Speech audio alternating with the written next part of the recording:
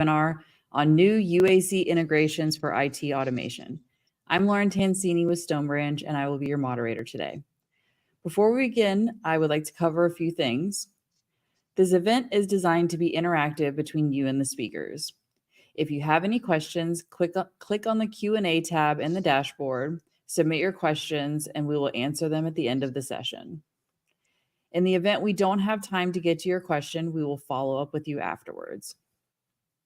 Additionally, in the right-hand corner of your screen, you will find some handouts related to this session. With all that said, it's my pleasure to introduce our Stonebranch speakers for today's session. We have Nils Buer, VP of Solution Management at Stonebranch, and Seemann, Product Management Coordinator here at Stonebranch. All right, let's go ahead and get started. Nils, take it away. Hello, everybody. Okay, today I'm going to speak about new integrations which we have developed during the last year and also in the beginning of this year already. And I'm covering not all the integrations which we have created, but let's say I selected the ones which I find most interesting for you. And we also show some demos on one of the key integrations so that you can see really those integrations in action. I have also Len with me. He will show you something on observability. Let me start giving you some introduction on these integrations which we have developed. So the first thing is Jira Service Desk. We had this already in our last webinar. However, it's now really available in the Integration Hub and you can download and use it. By the way, all the integrations that you see here on this slide are available in the Integration Hub except the Kubernetes job engine, which will come soon. So you can download everything from the Integration Hub, what you will see today. The Jira task, just to summarize what it can do, it's basically used for event management. So if a task fails, then you can open a request in Jira Service Desk. But it can also handle things like adding and removing customers from a Jira Service Desk project. So for example, you can create a new portal-only customer using this task. Then we have the SAP enhancements. So on SAP, we see a lot of customers going to SAP BTP. So they use services on the SAP Cloud Platform. And one of the key services is IBP, where we had an integration already for quite some time. What we have now also in the Integration Hub is data services running in BTP. So this is mainly used together with IBP. So I think it's a very useful integration, which you can download now. The other things are that we have introduced for all the existing integrations, like the SAP Event History Monitor, the SAP Calendar import. We have now a feature that you can use the standard SAP connection. So you can use the same SAP connection than you're using for your normal SAP ABAP or business process chain tasks. There are also some other, let's say, feature enhancements on the event monitor and the calendar, which I will show you in the demo.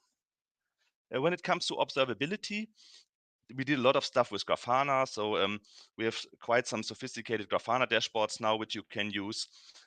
It's all based on OpenTelemetry because all our components provide OpenTelemetry data, which you can use in those observability tools like Grafana and now also Dynatrace. So we selected Dynatrace because it's of course on the right, top right of the magic quadrant. So, and also we got several requests from customers who asked for Dynatrace sample dashboard. We're also partnering with Dynatrace now, and also the demo which you will see is based on our partner landscape, which they provide us so that we can really configure predefined dashboards in Dynatrace. Then we have container. So this is one of the, I would say, hottest topics at the moment.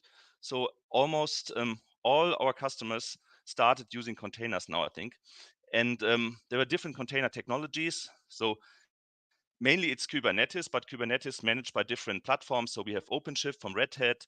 We have Kubernetes GKE engine, also from Azure, the container platform AKS, and from Amazon EKS.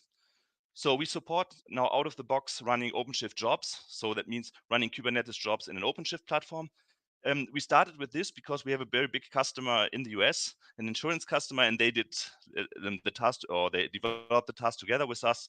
So mainly they tested it for us, and it runs very nicely now. In addition to the running jobs in Kubernetes, you can also run any kind of CLI command. So in OpenShift, it's called the OC CLI, but in the backend, it's also the kubectl. So it's basically both OC and kubectl.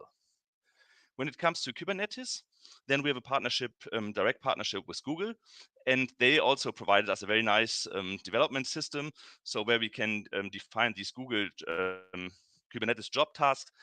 They're similar than the OpenShift jobs. However, the authentication is a bit different in Google than in OpenShift. The Google Kubernetes task is also, I would say it's more or less ready. The only thing we have not released it in the Integration Hub because we are still doing some testing on it. Then when it comes to Amazon, we have the Elastic Container Service job task. So you can run your workloads on Amazon. It's mainly runs in Docker containers. For example, you can do batch processing, you can start jobs in ECS, stop jobs, get the log files, etc. Then when it comes to data pipeline, so we have the main task is our intercloud data transfer task. I think you all know these tasks who work with Stonebranch. So it supports all kinds of different file transfers between cloud providers, Azure, AWS S3, Google Cloud. So all these, so we call them remotes. However, we have some new remotes which we have configured in our system, and one is the SharePoint remote. This is one of the would say most complicated ones, but it works now very well, and it's also a development together with the customer, and we support now the different authentication mechanisms for SharePoint, the client authentication, but also the delegated permission flow. So both permission flows are now supported. We support now also Azure Files, so supporting SMB and NFS file shares in the cloud. Google Drive is out of the box supported, and also Dropbox. You will see some of these also in the demo. Then we have Azure Synapse. So Azure Synapse is already in use by several customers. And I put it still here on the slide because it was not mentioned in the last webinar. And we are also working on the successor at the moment. So this is MS Fabric and OneLake. So MS Fabric basically allows you to run not only Azure Synapse, but also Data Factory, MS Power BI, and so on. And it also introduces a new lake concept, which is called the OneLake, but the integration you will see soon. So we are working on this. Then on AWS, you can run big data processes on AWS Elastic MapReduce called EMR, Amazon EMR. And we support the Prefect Cloud. The Prefect Cloud is something where you can configure your data pipelines using Python. So it's a code-based thing, but you can also visualize your pipelines in the user interface as long as you use Prefect Cloud. So if you use a so-called on-premise or Prefect Core, this functionality is not available. Prefect is a bit like maybe you know Airflow from Apache, where we also have an integration. So with our solution, you can run Prefect individual tasks, but you can also run complete Prefect workflows, which are called flows, and using this task, and of course get the log files. Then we have the Talent Cloud, the data management platform. On the Talent Cloud, you can run executables. So these are, let's say, individual jobs, but you can also run a complete plan. So it's called the plan executable, and you can list the executables and of course get the log files while you're running this. The last thing is maybe a niche product, but it's also an important one. So for the entity mainframe modernization project, we support a Unikix task so that you can submit your JCL request to the Unikix batch processing environment from entity data. So these are just new integrations, just some of them. However, we have also so-called, we call them utilities. So these are also integrations, but these are more integrations, more standard for any kind of or generic usage. So one is the for each loop task. So the for each loop task allows you to start a workflow or a task based on a CSV file with parameters.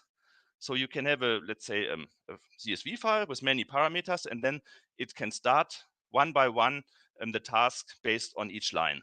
So like this, you can provide mass parameters to a task or to a workflow. The other thing, so that's one that's also used by many customers already. The other thing is the OAuth generation task. So this just generates you or obtains an OAuth access token, which can be used to authorize UAC tasks. We have a file compression utility, so where you can compress your files with different file compression mechanisms. We have now the UC CLI, which is, I think, also important for if you use a DevOps approach. So you can run now all the commands which you know from your REST API, you can now run via UAC CLI. And this UAC CLI you can already download from the same portal where you can download the agent and the controller. So this is a very nice thing to, let's say, put your commands in a script and then, for example, launch tasks with a script or create tasks with a script and so on. The next thing is the command line execution utility. So with this, you can run Windows and Linux tasks, and you can also run scripts which are in the script library or locally. It also supports things in like running native PowerShell script, which was always a tricky thing with the Windows task. Now you can just do this with this task, and you can do output processing. Example given, if your task provides JSON output, then you can nicely process this output. Anyhow, the extension output of the task always can provide JSON output. We have the JSON tool. So in many cases now you get results in JSON, or you need to read JSON data. So you can now read an incoming JSON file from the script library or also from the file system, and then transform this data. For example, you can extract certain data from the JSON. So you can do, let's say, small let's call it light transformation, and you can write this data to a new file. Similar is the CSV tool, so you can process input data in comma-separated value, delimited value, tab-separate value, apply filter rules on it using regex, for example, and then save it into a new file. So like this, you can manipulate your input data and provide it in a new format. And also you can provide it as JSON format, for example. We have the jobs as code task, which allows you to upload or export job definitions from the universal controller to a Git repository. And you can also download tasks from the Git repository to your next environment. And we have an HTTP download task, which allows you to download documents via HTTP. This also allows to use authentication, which was not there in the, let's say, intercloud data transfer functionality of the HTTP download. And the last thing is, which we are also going to show you today, is a system monitor. So you can monitor now servers, disk space, Linux and Windows, and also memory consumption. The idea is that we are not only just scheduling the task, but we can also monitor the systems which we are scheduling, so that we have more control on what we are scheduling. Okay, this was just a short summary what you're going to see today in the webinar. Let's go for a poll question. I hand over to Lauren. All right, so we have the poll up, and the question is, are you running workloads in Kubernetes? Yes, no, or you plan to? Let's give it a few more seconds, and then we will close the poll.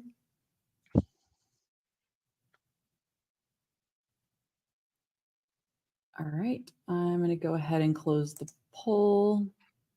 And it looks like 40% are not using it at this time. Okay.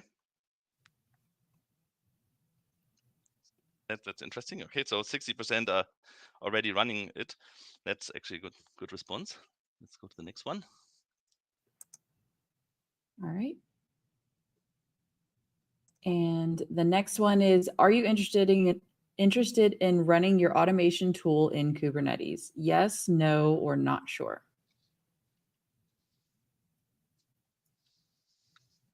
All right, let's give it another second. Okay, I'm going to close the poll. So it looks like 41% said yes and 43% said not sure. Okay. Yeah, that's something we started to offer, and not yet for production, but we provide this for development tests. But we want to test if it's also interesting for you to run it in production. Okay, now let's go to some more interesting stuff and stop showing slides and really going into the demos. So the following demos we have prepared. So we'll first start with some SAP stuff. So showing you the SAP Event History Monitor calendar. Then I will go to show you some demo on this new integration with SharePoint, and also I will show you Dropbox. I will show you how to run jobs in a container, in a Kubernetes container. And finally, we end up with showing the Dynatrace integration with the system monitor task. So that's the last one. Okay, and one last poll question. Then we're good to go. All right. And this poll question, do you have an observability monitoring tool in place at your company? Either yes, no, or not sure. Let's give it another minute.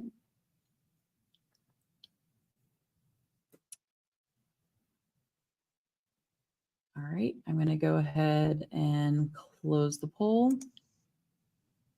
All right. It looks like 60% said yes, they do have an observability monitoring tool. Excellent.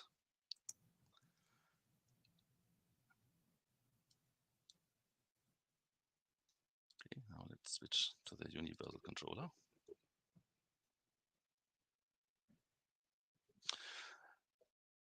Okay, the first thing I'm going to show you is the SAP Event Monitor. So to everybody who doesn't know our software, this is our user interface. It's called the Universal Controller, and the product is called Universal Automation Center. So here you have all these integrations we are talking today.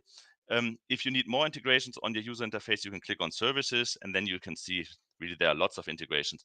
And if still you do not have enough integrations using this one, you can import the integrations from the Integration Hub, and then you would have even more integrations. So today I'm going to talk about the first one, which is the SAP Event Trigger. So what it actually does is when you have an SAP system, there's a so-called message queue, SAP Event History Queue it's called. And based on an event in this SAP Event History Queue, you can start, for example, a job or a workflow. So what this task does, it monitors this queue, and based on an occurrence, it can start a workflow or task, as I said. So the new thing on this task, which is, and I think it's an important improvement, is that you can select now here the SAP connection, and that is these are all the SAP connections which you have configured in the universal controller, and also you can use the same connection then in your SAP task. And your connection supports now load balancing, SNC connections. So if you click on the connections, then you will see you can use all the standard functionality which an SAP connection has. So SNC library, the certificate, the router, and so on. Then all the fields which you see here, you can put variables also in. So you can choose connection variables, credential variables, and so on. So in my task here, what I'm doing, I'm looking for the event UAC and the event parasita UAC test. If this one occurs, then this monitor goes to success. So what I've done, I put this monitor into a workflow. Let me show this workflow, because then it's a bit more interesting. So in this workflow, I have here my event monitor, the one that you just saw. So if I show it again, maybe quickly, you see this is an event monitor that monitors for the event UAC and event parameter UAC test. So if this one goes to success, then I will start another SAP process that loads data into the SAP system, start some parallel SAP processes, and finally I upload the result to an Amazon S3 bucket. So let me launch this workflow. And I go to the activity monitor. Let's see in real time. So this is my workflow. Now I go to my SAP system. Maybe I can put this like in parallel. So I go to SM62. I go to background processing events. And now I say generate trigger this event. And we set UAC test. So I trigger this now. Now I go to my event history. So this is the event history table of SAP. And if I go here, you see there's a new event generated. And this trigger will now read this new event, will confirm it, and will start the next task. So you see it's confirmed, the task is successful, and the next task has started. And this is a standard SAP job. If I look at it, there you can also see that what it does. So I go to the tasks, it's still running. And you see the job has been started, load commission data, and was successfully created, is now active. And while it's running, you can always query it again. And now it's successfully. So it should be finished almost. So like this, you can integrate your event triggers in any kind of workflow. Of course, you can also trigger this alone, this event monitor, and then start based on a so-called event monitor trigger. Yeah, so I think we don't have to wait until this this job get finished. It might take some longer time. So let me go to the next thing. So the next task I'm going to show you is the SAP calendar import task. There it's finished. Now you see it's real. It's a real SAP system, so it's nothing is fake here. So so I go to the SAP event trigger task. So to the SAP import calendar task. So this is something where which we enhanced because of a two customer request. So again, also for the SAP calendar import task, you have now the SAP connection. So you don't need to enter manually anymore this SAP connection parameter. You can use the same connection than you use with the SAP task. What's new now that you have these merge custom days. So in this case, what I'm doing, I'm importing all the SAP calendars with these IDs. So these are the IDs 01, V8, and AJ. Of course, you can also import all calendars, but this would take too long. So if I run this task, it will import these calendars from the SAP system, which I defined here, into my universal controller.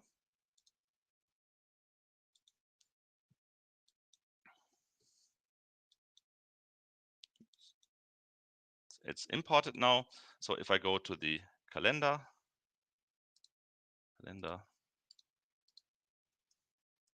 these are the calendars I've just imported.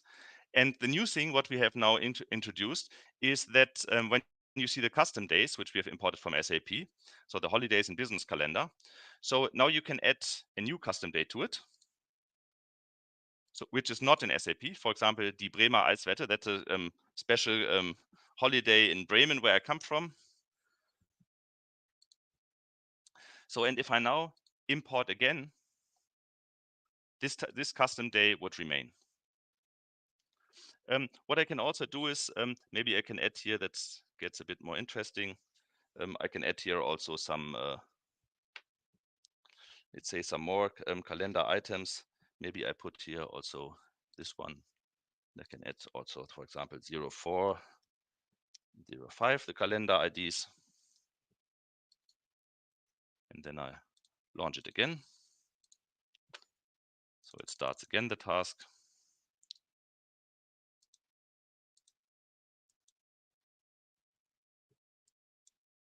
Let's check.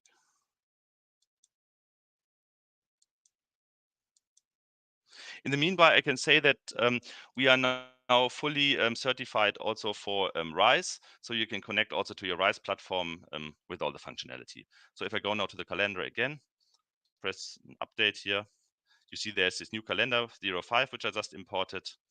And you see the custom day remains. So like this, you have now the possibility to import calendar from SAP, but still add your own custom days, and they will be kept if you do a new import. Okay, this was what I wanted to show you on SAP because it's used by many customers. Now let me show you what we have done with the cloud data transfer task.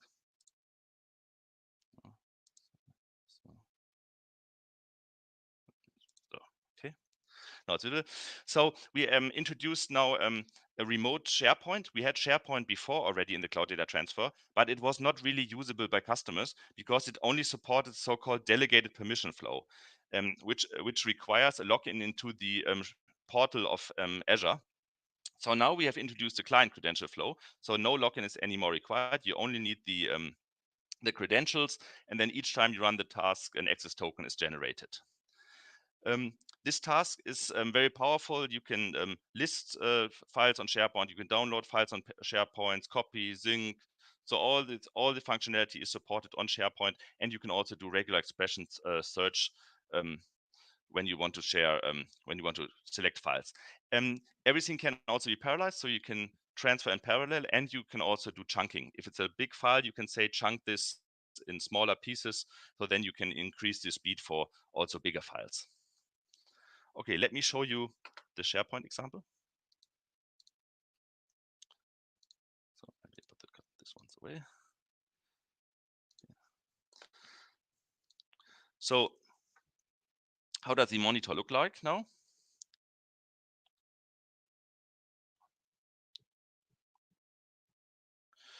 So first of all, for SharePoint, what I've done, I've created a so-called SharePoint monitor that monitors for new sales data in a SharePoint folder called demo seller data. And if this SharePoint data is there, then I start a SharePoint task. Maybe I open the workflow, then it gets more visible for you.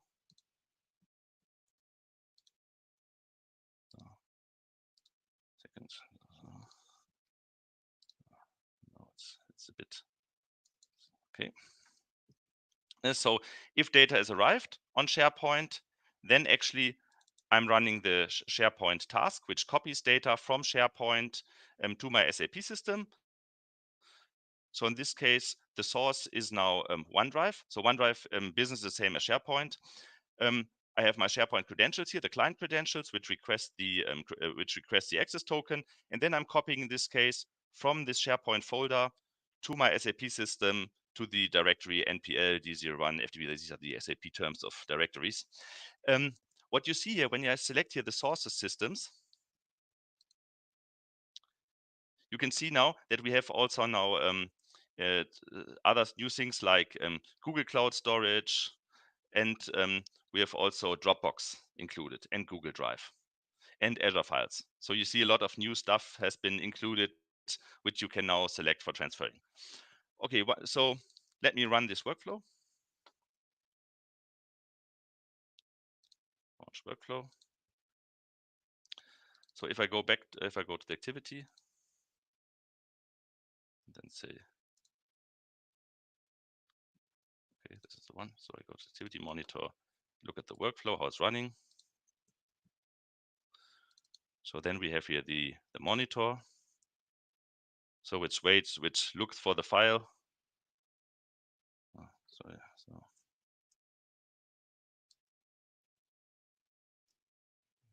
is it running? So the monitor started. Okay, so now let me throw some data in. So this is my SharePoint. So I will throw in to the directory seller data, which I'm monitoring. I will throw in a new file.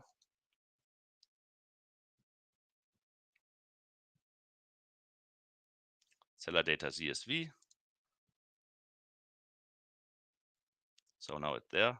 Now let's go back to the workflow.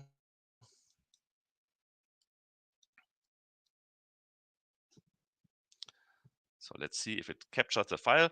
As soon as it captures the file in SharePoint, you see it has captured. Then it does a copy, and you see the copy is almost instantly, almost immediately. And once it's copied, the whole stuff is loaded into the SAP system. So that's the SAP load task. And yeah, so and here, if you go to the log file, this is also something which we have highly increased, is the log processing. You see it has copied the object seller gen 2025, and it's a new object, so it was not existing there. So all the actions what we are doing is now available in the log file. This was also not there in the past. This is also something new. So that was the task I wanted to show you in regards to SharePoint. So remember, you have now client authentication mechanisms and delegated permission, both is there. You have increased log files, and you have also the cloud data monitor, which has the same concept as the cloud data transfer task. The next thing is a very quick one I want to show you. It's for Dropbox. So I have here my Dropbox folder. Let me go to it. You see, these are the files in my Dropbox folder, SB Demo 2023. So I can also list the Dropbox folder with my Dropbox folder list task. So if I go to it, it's still running. So you can see now the Dropbox output. And you see these are the same files, but I'm also listing the size. So this Dropbox task is also the same as like the SharePoint task. So from the configuration, it's always the same. So you choose your system, but you want to transfer. In this case, it's the source is actually a Linux system. So this is why it's Linux source. The target is Dropbox target. The source file path you define, the target file path, and you define the filter. The filter, as I said, you can put regular expressions and match pattern. Both is supported. So in this case, I'm transferring now from my home Stonebranch demo out. I'm transferring now into my Dropbox folder. and I'm transferring the file sales 015. So I start this. And here also the authentication is not just user and password, it's really with app ID, so client ID and secret. So the business way. So it has been copied. So if I now go to my Dropbox, I hopefully find this file there. You see now the file is there, sales01. So the file transfer was successful. So these are two examples that I wanted to show you. Of course, you can also have more examples. So Azure Files is one which is now also used by our customers and was also requested by many others. There are many more remotes which you could theoretically configure. However, these are the ones that we have tested and which you can use already. If you need one that has not been tested, we will test it for you out. Just send us an email. Okay, now let me switch back to the slides.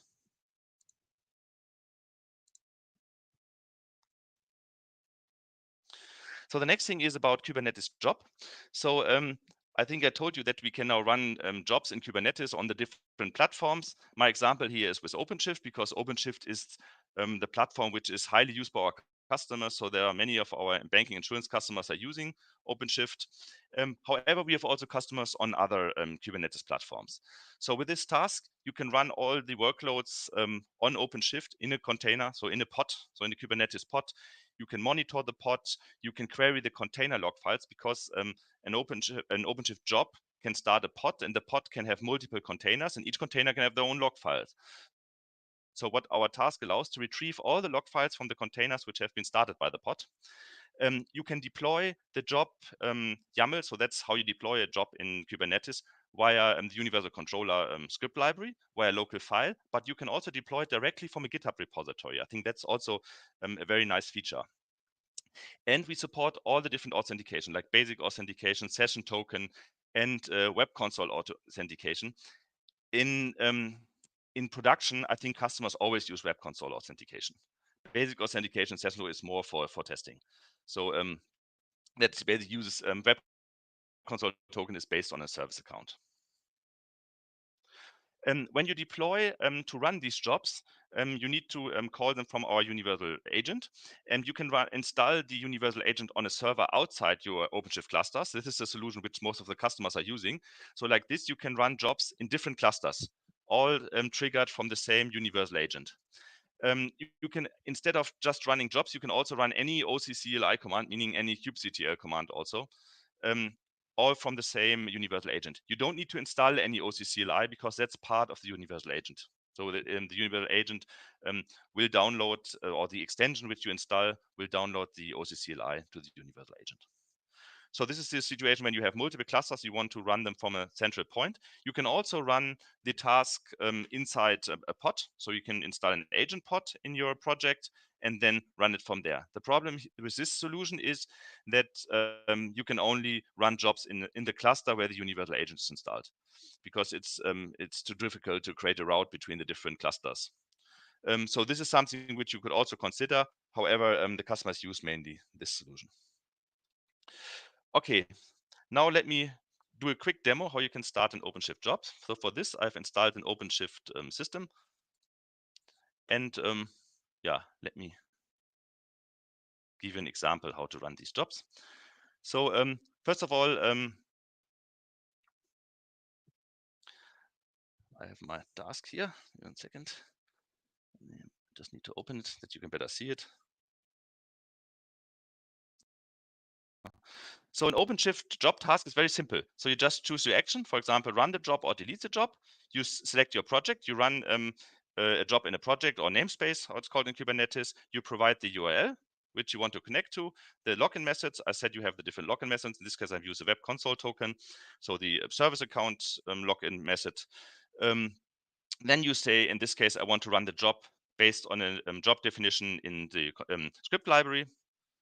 So this is a job definitions in Kubernetes. So it looks always the same. So it has always the specs, how to handle the job. And then it has basically here the container, which is started. In this case, I'm starting a container called P, and I'm calculating P 20 digits after the comma. So that's just a simple Perl command, which I run in this container. Of course, this is just an example which I want to show. Then you can define if you want to include all the container logs in the output, or if you only want to get them in case of failure, because they can get very long and you might only want to get them in case of failure. In OpenShift, there's one special thing, or in Kubernetes generally. So when you run a job with the same name again, it's not possible. So each job has to have their own unique name. So this is why after job execution, you can delete the job. So this is why you have the delete job after completion command here. I will not check it now because I want to show you that the job really is in the system. So I launch this job now. It's cute.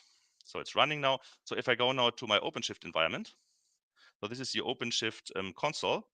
I'm logged into my project called SB batch, because maybe you saw the job runs SB batch. I go to the job task, and you see the job is already running, called pfinance 001, and is already completed. So if I go now back to my universal controller, it takes always a bit longer because it fetches now all the log files, and this sometimes takes a bit longer because it needs to connect to the container and so on. So let's wait a bit. So it will for sure come. So now it's successful. Now if you go to the output, then you can see here, this is that the job has been started on this project. This is a job that has been created, and you have the container logs, because I had two containers. One is the P container, which I told you with the 20 commas, and I have another container started where I just print out a log message because I want to show you that you can start multiple container and retrieve the log files. Everything is also available as JSON output, because that's very nice if you want to process the output in a workflow. So then you have this nice JSON output with the same information. Okay, as you can see, the job is still there, so I could not run it again. So now I can also delete an OpenShift job. So I can go to the delete job. And when you want to delete a job, the task is the same. So you have the same connection parameter as before. And you can say query now, first of all the jobs which are in the system. So I just say submit. So it connects to your OpenShift platform and it provides you all the jobs. I put here P star because I know mine begins with P star. So it's a bit easier to find it.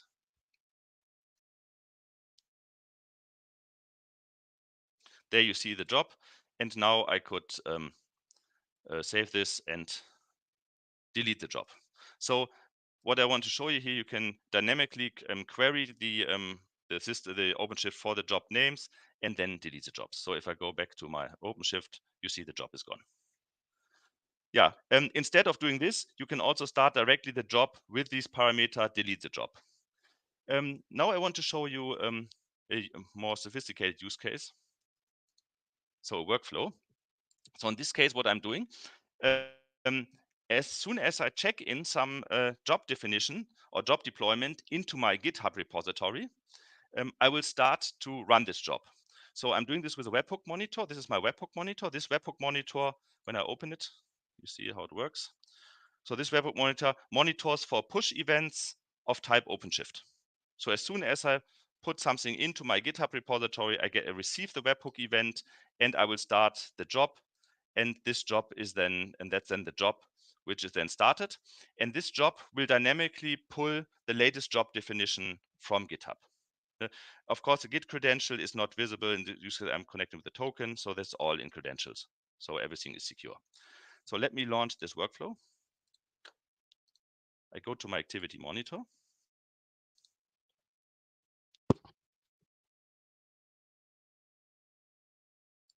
So there it is. Okay. So now I go to my GitHub. Maybe I make it like this, then it's a bit. Oh no, that's also not a good idea. So so I will go to my job definition file and then edit it. So maybe it's a very simple sleep job. So instead of maybe 15 seconds, I put 10 seconds sleep. The name is also 10 seconds. And yeah, and then sleeps for 10 seconds. So now I will commit the changes. And I go back to universal automation. You see it immediately there. It immediately is successful. So that's the nice thing with webhooks. It's really everything is in real time. So now I'm started pulling this job in real time, the jobs in real time from GitHub and running this job. So this is how you can integrate your jobs with GitHub. Of course, you can also use other tools in GitHub. It's the example is just with GitHub because that was easy for me to implement with the webhook monitor. Yeah, the job is started. Let me just go to the thing. I think it's already deleted, so it's already finished. So it was, because this one was started now with, I can show you, look at it. This one was started with delete job after completion. This is why you cannot see it anymore in the Red Hat console. Yeah, this is what I wanted to show you about the OpenShift jobs. So now we have another topic. This is the system monitor. So I told you already that we have now a new integration called System Monitor, which allows to monitor server Windows and Linux servers. And the reason is because we want to do more than just starting the task. We also want to monitor the system which these tasks are starting. And of course, with OpenTelemetry, you can monitor your SAP system, you can monitor your Azure cloud system, but we also want to monitor the servers. And for this, we thought we'd develop an own task to do this. And I have the pleasure to introduce Len, who will now show you how you can do system monitoring with OpenTelemetry using Dynatrace and I think Grafana. Or let's hand over to Len and explain him how this works. Thank you, Nils. So lastly, I want to show you the system monitoring integration. We have this system monitoring to allow us a deeper insight into our host system where our UAC is running in. And the system monitoring task is configurable so that only the data gets sent that you want to send to your system. If I can take over the screen, I can show you how the integration looks like inside of the controller. Let me stop sharing. Okay, now you should be able to take over. Yep. So here we have our system monitoring task tab in the integrations tab. I've added it already and already pre-configured one data collector, which is running in the background for a few days now already to have some data to show you in our observability tools. Firstly, I will show you the task itself. It is a task that is configured via YAML to have all our system metrics collected and sent via OTLP endpoint to observability tool. In this case, we are using two different collectors, one for our Grafana dashboard and one for our Dynatrace dashboard I will show you later. For the Grafana dashboard, we are using the Grafana alloy collector to collect the OTLP data. And for the Dynatrace one, we are using the Dynatrace collector made by Dynatrace. So if I go over to Grafana, we already have in the integration a system monitoring dashboard, a sample system monitoring dashboard included. For this, we go into the dashboard tab in Grafana in import. We can then upload a JSON file. This JSON file is located inside of our integration file you can download on the Integration Hub under the Observability and Grafana tab. So if I just open this, it already gives us the name and the UID UE system monitor, and then we can just import it. And once we import the dashboard, we can already see all of the data that has been collected over the past 24 hours, for example, as we can see here.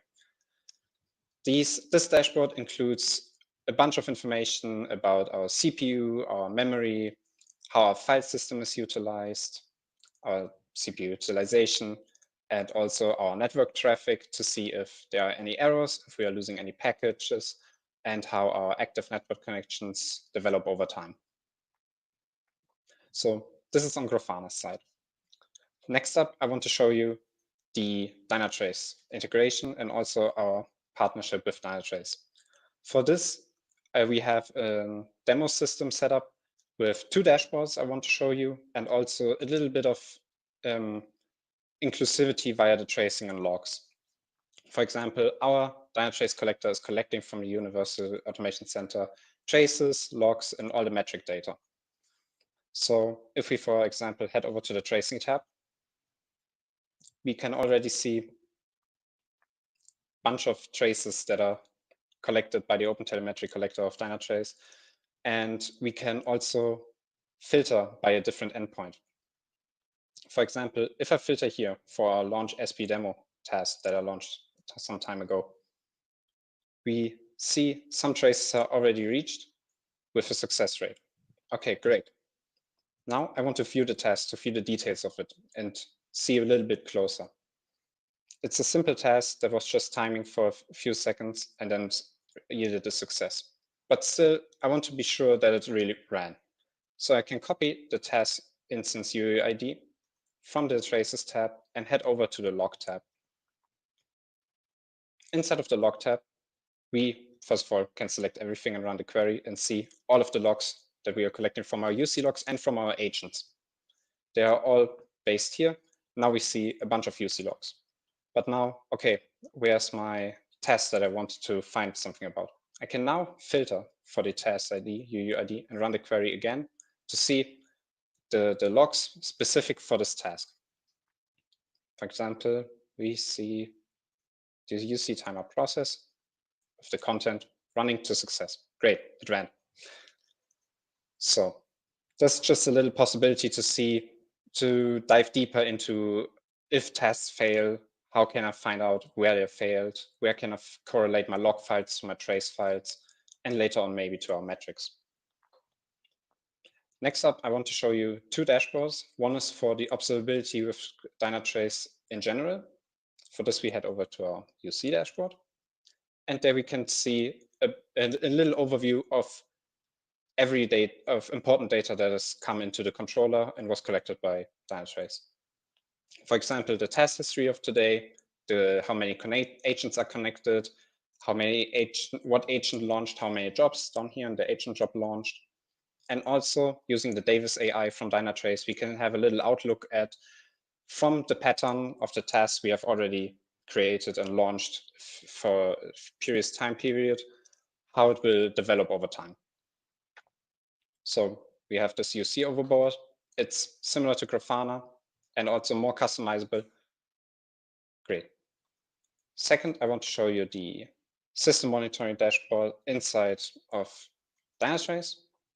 This is a similar dashboard to Grafana with a bunch of data, same as the before, using the integration that we have in our controller. Here, also as before on the Grafana dashboard, we have our CPU, our memory, our system load for the times, and also different parts of the network traffic shown. So yeah, this is the system monitoring with Grafana and Dynatrace. And yeah, thank you.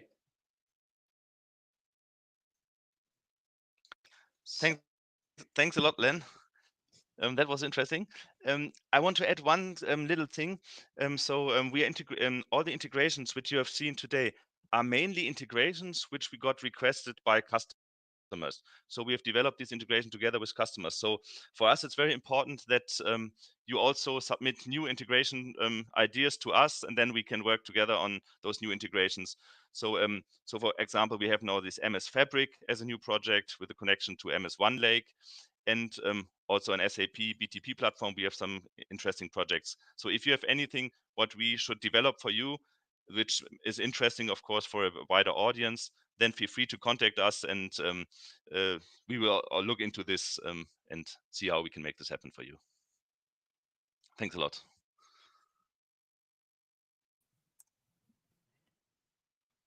All right, so we can go ahead and move forward with the Q&A. So if you have any questions, add them into the Q&A tab on the right-hand side of your dashboard.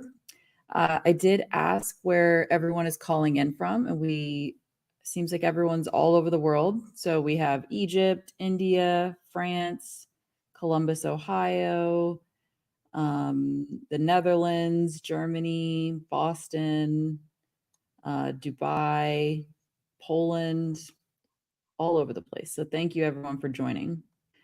All right, here's our first question. When will the official support for controller installed on container? Yeah, so for the next release, for the 7.8 release, we are planning to have an official image for the controller. The reason why we do not have it yet at the moment and only provide it for development is especially when you have OpenShift, you need to support so-called TLS SNI. So our agent currently supports TCP, but for Kubernetes, you should support TLS SNI, which is basically similar to HTTPS. and this is there in 7.8, and then hopefully we will be able also to connect external agent to the OMS running in a pod. So far it's possible, but you need it's a bit complex because you need an external router for this. Okay. Next question. For OAuth 2 integration, how is the access token referenced by downstream jobs? I think I have to. I think we have to note down this question, and I need to get into contact with Teles on this, our developer for this. So we will follow up. Yeah, I might answer something wrong now, which I don't want to do. Okay. But I will follow this up. I will follow this up for sure. All right, sounds great. When will the Windows agent officially support Windows Server 2025? This is also a question. Sorry, I cannot answer, but I can direct this to my colleague Win, who he should know this. He's, I think, not in the webinar, but I think I can ask this to him. That will be an easy question. Okay. But for sure, we will support it. So that's. All right. Next question. Is UAC support SAP 4.6c system via BXP 2.0? Yeah, so that's a bit complicated question. So I remember when I joined Stonebranch, I had a project where I connected to a UAC, where I connected to an 4.6c system at a customer. I used an older agent for this. I think the latest agent does not support this, but we need to look if an older agent, at least for a workaround, can be used until we have the support for it. Because it's a system which is also out of support from SAP. So it's not that it's, but I can understand this question. If you have an older SAP system you want to schedule, and older version of our agent should be able to do this, but not the existing one only supports XPP2 if you have a system that supports XPP3. So, but I think we should try at least with a workaround with an older agent. For 5.2, for example, is a possibility. I think that should work, even if we're in 5.2. Okay. Next question. Will UAC 7.8 come with a log example audit streaming functionality? I mean, what we have already, I think maybe you've seen Len showed it, that we can stream the log via OpenTelemetry to Grafana or to Dynatrace. Both is available, and we can stream the UC log and the agent log. So via OpenTelemetry, and so this, if you have OpenTelemetry, it should work already today. Okay. Does the performance monitor have an integration with Datadog, or is this planned? So Datadog is also one of the systems we are looking into it. We started with Dynatrace and Grafana, because Grafana is the most used open source. Dynatrace is #1 in these, at least in the Magic Quadrant. However, I know Datadog is also on the very top there. So Datadog for sure is something which we will be looking in. And I think if the one who asked this question, he can contact us also, and then we see if we can build also the Datadog integration. I think that's something which we also need to do, because it's on our roadmap. It's because it's #3, let's say, in this list. Great. All right. Is the OTel streaming for task logs planned, or other ways to deliver logs to observability tools like Dynatrace? So Len, maybe you can take this. How in our current setup is involving the Dynatrace 1 agent to read the log files of our UC log and our universal agent log, and then stream it to Dynatrace through this one agent that they have.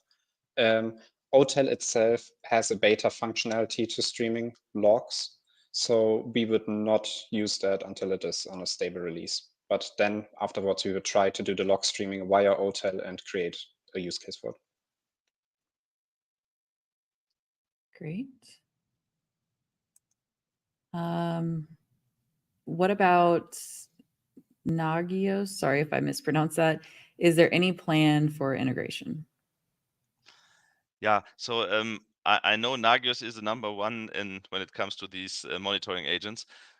We have not, let's say, looked into this, but I think it makes sense because this is also one of the leading technologies. No? But we have not done any integration yet.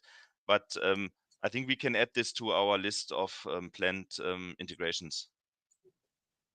Yeah, we were just waiting for a customer that wants to try it out with us. So then I think we can also look into this. I think that's good. That's a good idea. Okay. Is there planned functionality to create traces from workflows perspective or trace tracking through multiple tasks rather than one task only? So I can take this one. Yeah, okay. So for now, we have tried to implement traces with logs so they can connect to each other. In the case of Dynatrace, we have not been able to bring together the workflow task and the task itself.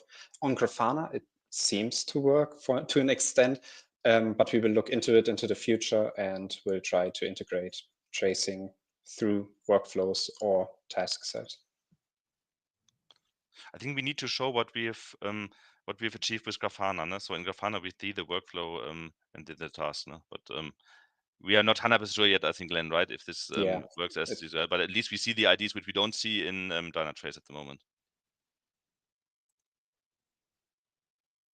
Okay. Here's another one. Is Zabbix also on your list for monitoring integration?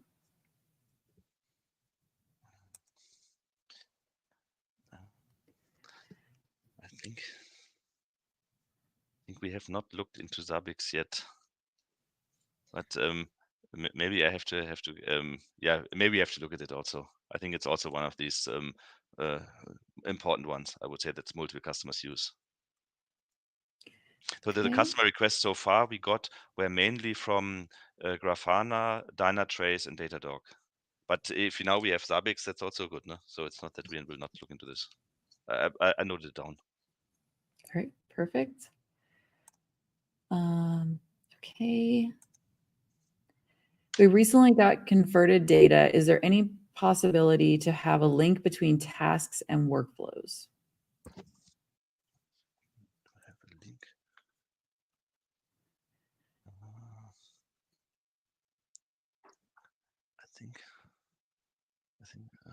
I don't really get the question, because I think when you have a workflow, you know which tasks are in there, no? But, I think I need to we need to get more details. Okay, we can maybe we can note follow up. Yeah. Perfect.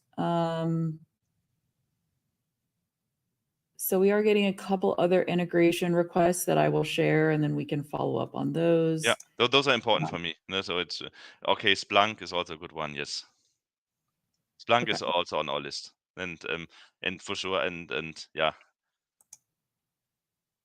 Okay, perfect.